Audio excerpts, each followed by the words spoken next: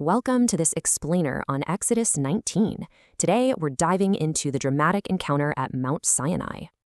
So, what happens when mortals meet the divine face to face? Well, spoiler alert, it is absolutely terrifying. Exactly 3 months after fleeing Egypt, the Israelites finally roll up to the wilderness of Sinai. Right away, there's a strict hierarchy. The people camp at the bottom, while Moses heads up to God.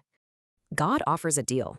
Obey his voice, and they'll become his exclusive treasure, a literal holy nation. The crowd is totally on board. They unanimously agree to the terms, setting up this massive encounter. But hold on, you can't just walk up to God. It takes 3 intense days of strict purification. Now, what happens if someone crosses the line? The text draws a literal, deadly boundary around the mountain. This is wild.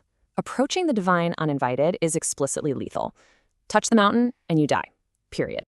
The penalties are brutal. Stoned or shot through with arrows. No man or beast survives crossing that line. Then, morning breaks on the 3rd day. The suspense is literally off the charts as God descends. It's a massive sensory overload. Blinding lightning, heavy clouds, and a deafening trumpet. The whole camp is shaking. The mountain itself actually catches fire. It's violently quaking, completely wrapped in thick smoke like a giant furnace. In the middle of this deafening chaos, Moses leads the terrified Israelites right to the mountain's base. That trumpet blast keeps escalating, getting louder and louder, until God literally answers Moses with a voice.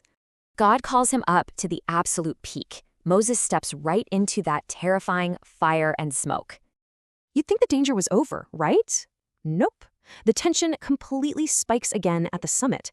God sends Moses straight back down with another urgent warning. Keep the people from breaking through. Even the priests aren't safe. They must strictly sanctify themselves, or they'll be utterly destroyed too. Wildly enough, Moses pushes back. He argues that the boundaries are already clearly set and totally secure. But God isn't having it. He insists. Get back down there now and don't let anyone break through. So the chapter ends not with peace, but with Moses actively enforcing these terrifying life-or-death borders. Why portray the divine as so dangerously unapproachable?